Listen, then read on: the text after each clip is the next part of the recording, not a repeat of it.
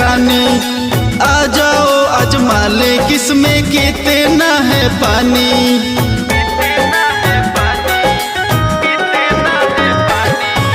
सर पे है दुपट्टा तो क्या करोगे छेड़खानी। आ जाओ आजमा ले किसमें कितना है पानी। छेड़ के मुझको दिखाए किसी में दम नहीं है। छेड़ के मुझको दिखाए किसी में दम नहीं है। लड़की भी लड़कों से साले कम नहीं है। अब तो लड़की भी लड़कों से साले कम नहीं है।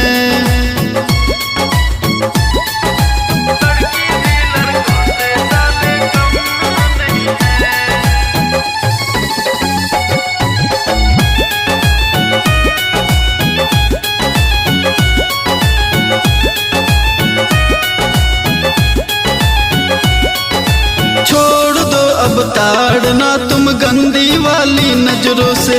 ना तो जाके मर जाओ चुल्लू भर पानी में शर्मों से।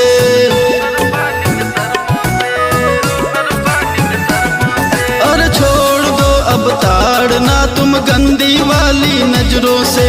ना तो जाके मर जाओ चुल्लू भर पानी में शर्मों से। अब हाथों में चूड़ी पहने हम नहीं है। अब हाथों में चूड़ी पहने हम नहीं है। लड़की भी लड़कों से साले कम नहीं है। अब तो लड़की भी लड़कों से साले कम नहीं है। अब सुधर जाओ।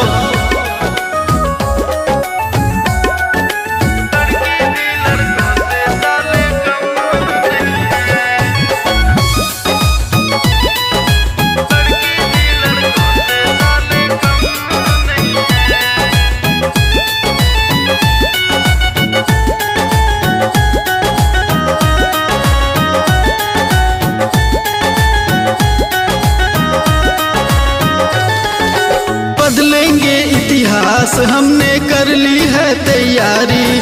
नरभक्षों का नाश होगा जाग उठी है नारी।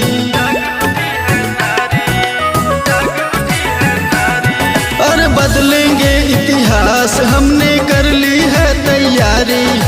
नरभक्षों का नाश होगा जाग उठी है नारी। कौन क्या कहेगा रानी गम नहीं है। कौन क्या कहेगा रानी गम नहीं है। लड़की भी लड़कों से साले कम नहीं है। अब तो लड़की भी लड़कों से साले कम नहीं है। You got it?